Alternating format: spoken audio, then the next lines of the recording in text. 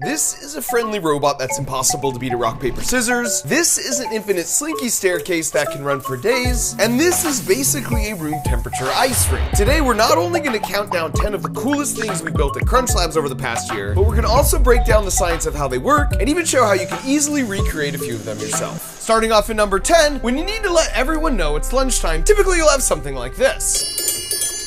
But that's boring. So we replaced it with this. A choir of 22 screaming chicken heads. It's long been established that if you ever see these in a bin at a store, after you apply a little pressure,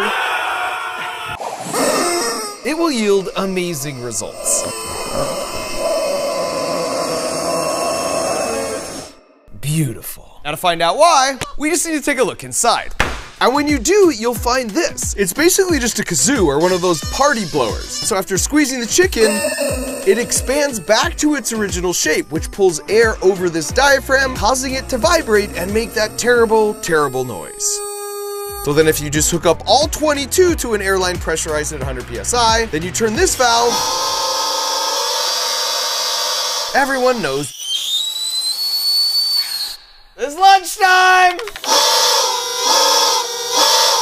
Coming in at number 9, if you happen to discover a platinum ticket in your Crunch Labs box, securing you a free trip out to Crunch Labs, well then it's very likely our own Science Bob will show off his fancy deflagration tube. Basically, you load in some gas and then ignite it, and it creates a slow-moving wave of fire that spreads because of heat, and we call that a deflagration wave.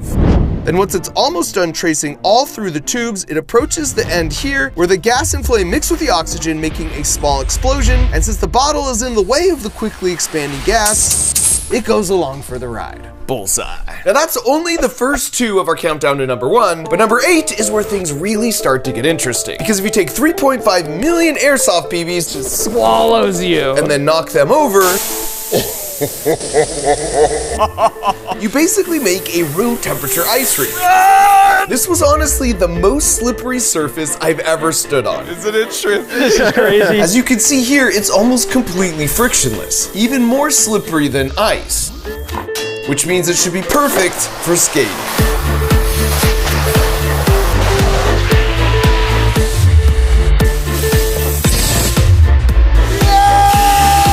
While we had a lot of fun surfing, skating, and even bowling, it was ultimately incredibly difficult to keep our footing.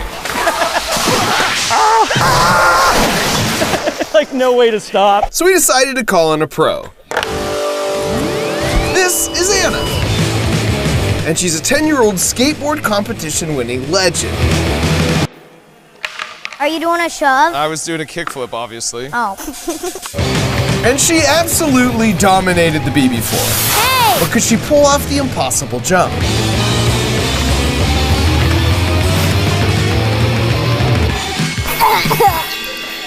Ow! I think I broke all my bones. Now what makes Anna so great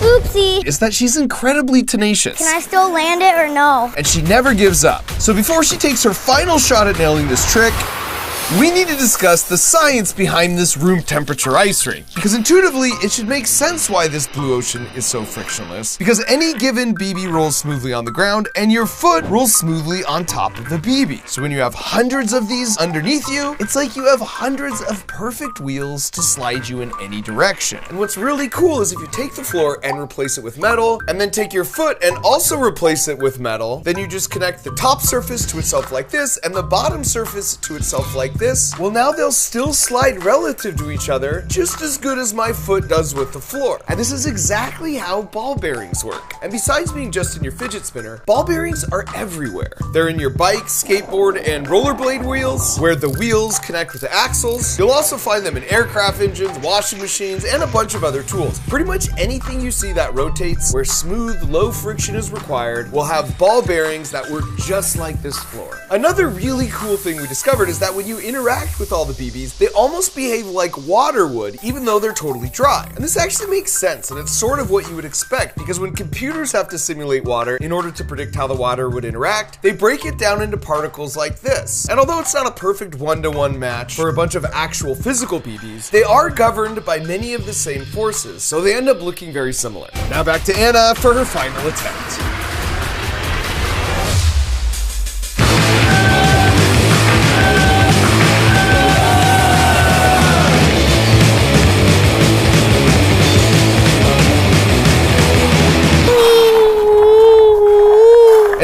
survived number 8.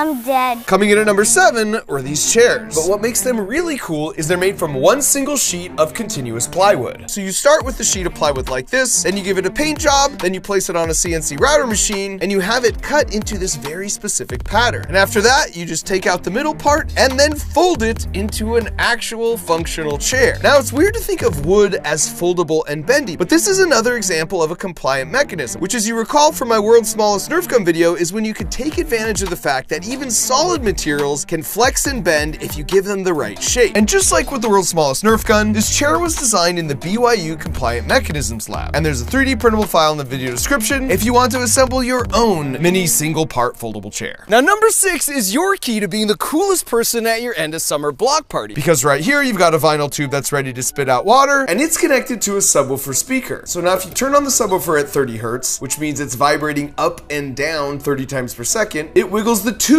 up and down at 30 times per second. But then if you set your phone camera to record at 30 frames per second, it makes the motion virtually undetectable. So when you squirt some water through the tube and start the speaker, your camera's only taking pictures when the wave is at this exact position, every 1/30th of a second. So when you play it back, it looks like a frozen wave of water. Now, what's really cool is if you change the subwoofer frequency, say to 31 hertz or 31 times per second, now every 30th of a second, the picture of the water wave is just a little further forward. So it makes it look like the wave of water is slowly traveling forward. And of course, reducing the frequency has the opposite effect. And if you're smart about it, this can make you look like an absolute wizard. But if you can use one speaker to make the wave go up and down, theoretically, if you added a second speaker and you made the wave go side to side, the combination should give you a spiral. And sure enough, it actually does. Now all that's left is to play a sick beat to celebrate the W.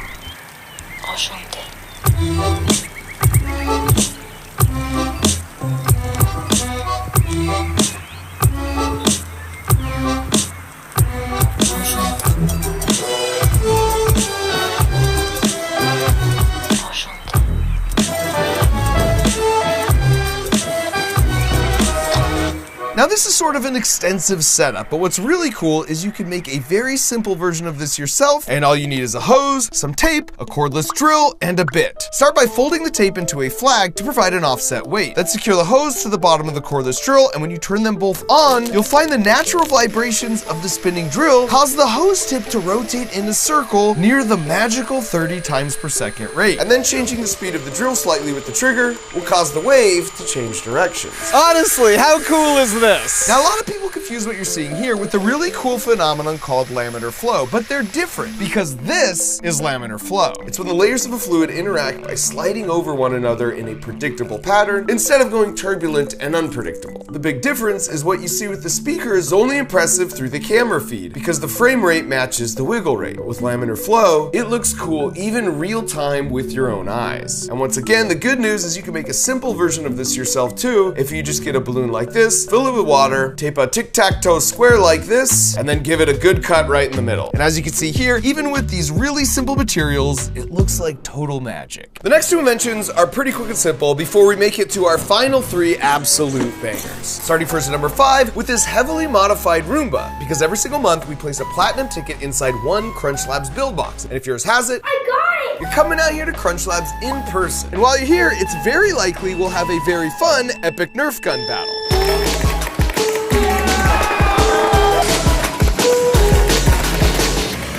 What's not so fun, however, is the epic cleanup required afterwards. But why clean up a mess when you could just invent a robot to do it for you? So by taking the front of one of these Acorn picker-uppers and 3D printing an attachment to secure it to a Roomba, things get much, much easier. So with only the occasional empty of the chamber, I could spend my time working on coming up with other ideas. Ideas like number 4, because over the years, myself and Crunch Labs have received a few awards, and it feels too weird to put them on display in the front lobby in a trophy case, but it also seems disrespectful just to leave them in a dusty bin. So the middle ground is if you stand right here and pull this unmarked handle, it uses a 6-to-1 mechanical advantage pulley system to rotate this mere 45 degrees into place, and now if you just so happen to look up, standing only in this exact spot, you can admire the hardware. And that brings us to the final 3, starting with Simon, one of the most beloved games of my childhood. Basically, it lights up one of these pads, and then you just have to repeat it back by pressing the same pad. And that's easy enough, but each time it adds another pad to the pattern, which is not so bad at first, but then it starts to add more and more and get faster and faster. Dang it! Just as frustrating as I remember. I think the farthest I ever made as a kid was like level 13. But lucky for me, I'm now an engineer, which means I have a very particular set of skills. Skills I have acquired over a very long career. Skills that make me a nightmare for games like these. So if we place Simon right here and then take some inspiration from this incredible cockroach trap, we can add 4 posts around the perimeter, each with their own drumstick, rubber hand, and high torque servo motor. So these can be our pad smashers, but now they need to know which pads to smash. For that, we've just got a simple webcam here that runs a Python script from a Raspberry Pi, and it ignores everything in the camera field of view except for these 4 small rectangular portions where the bulbs are. And so when the color suddenly intensifies in any one of those rectangles, you know that's the pad that needs to be hit. So once you store those pad hits in memory to be played back, the game becomes really easy. Like, violently easy. Here we go. So now all we had to do was get through all 32 levels of Simon. Level 3 for your A game. And while 32 seems like a random number of levels, there's actually a reason for it. Turns out in 1978, when this game was made, bits were expensive. And the number 32 is the exact highest number you could count to in binary if you only have 5 bits to spare. After 5 minutes, we're halfway there. So while my pad smashing robot avenges all my childhood losses, I just want to point out, just like all the things you've seen in this video so far, my favorite thing about thinking like an engineer is you can basically make whatever you can dream up. And if you want to start developing this skill yourself, Crunch Labs has you covered. Because for kids, we've got BuildBox, and then for teens and adults, we've got HackPack. In both cases, they get delivered right to your door where we build them together and learn all the really cool physics that make them work, plus all the fundamental tools you need in your toolkit to start creating your own projects and inventions. Oh baby, that's level 27, 5 more to go. So this holiday season, if you or someone you love wants to take the first step of unlocking the really fun and rewarding hobby of making stuff, just scan this QR code or head to crunchlabs.com. Final level, let's go! Feels like a moment.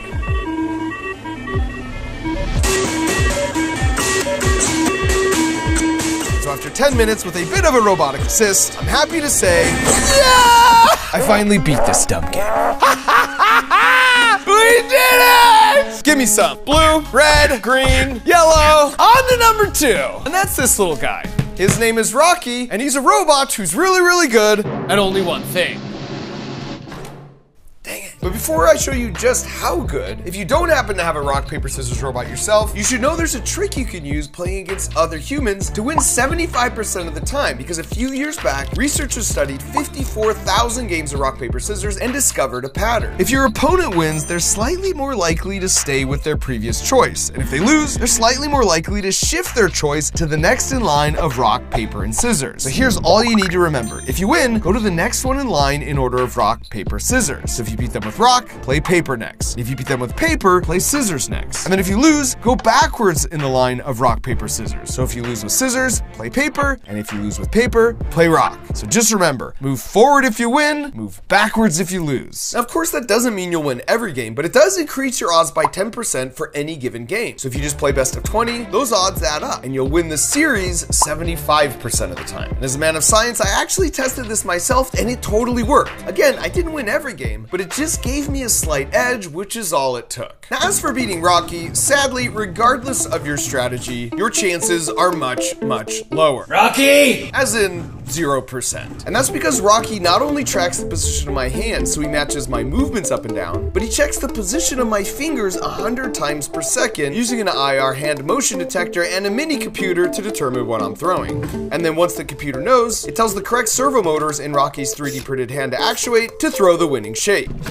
Now, as you can see, whether I go slow or I go fast, he somehow always wins. The first person to beat him fair and square gets the $10,000 cash briefcase, but honestly, I think your chances are still better at just hitting the bullseye with the American Gladiators tennis ball cannon.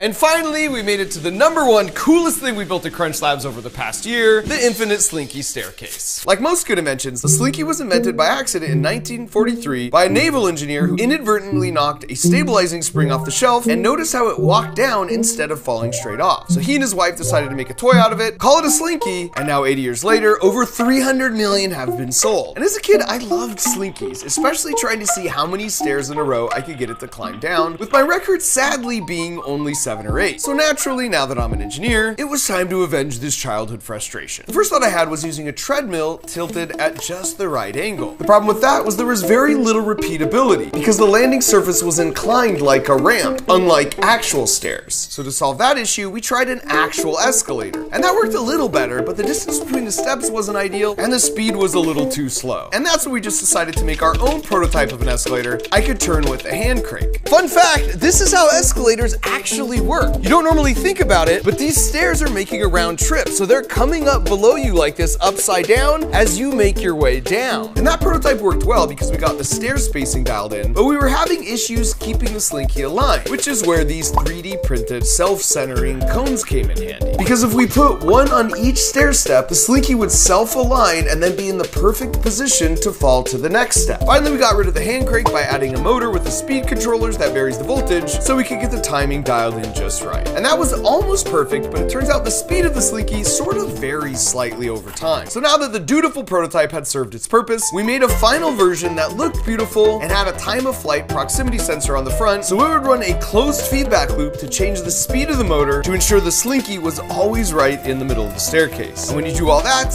you get this. But before the official demonstration, you should know what I think is the coolest thing about a Slinky. Because if you let one hang down like this and then let it go, the bottom stays perfectly still in one spot because it's balanced between gravity and the tension force pulling it up. And that tension force pulling up stays unchanged until the wave finally propagates down, at which point it's like, oh, I guess I'm supposed to fall now. And so without further ado, here it is. What's really cool is once it's running, you can push either of these two buttons to temporarily slow down or speed up the staircase, after which the sensor takes back over to adjust itself back to the middle. Now, given that my childhood record was 8 steps, I'm just gonna leave this running to see how much I can beat that by.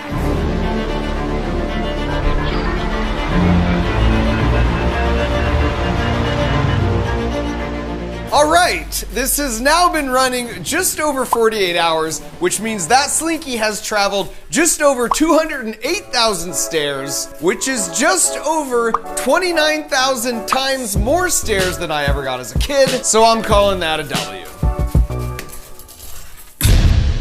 In my ongoing quest to be the favorite uncle, I've tried quite a few things over the years. Who's your favorite uncle? Say my name! But now I finally discovered a much easier way so you too can be the favorite uncle, or aunt, or even parent by simply gifting a young person in your life a Crunch Labs Build Box subscription for the holidays. Mark Rover is one of his kids! So it gets delivered right to their doorstep, and then we build the really fun toy together. It's basically like unlocking your own personal Mark Rover video every month, where you learn a new engineering principle that will have you not just building like an engineer, but more importantly, thinking like an engineer. So you're developing resilience and problem-solving skills, which means someday you too can be building robots to avenge your childhood frustrations. Not only that, but each month your box has a chance to contain the platinum ticket. And if you get it, the platinum ticket, oh my god! well, then you're coming out to Crunch Labs to build with me and my team for a day. So if you want to grow your brain in really fun ways with me, just head to crunchlabs.com or use the link in the video description,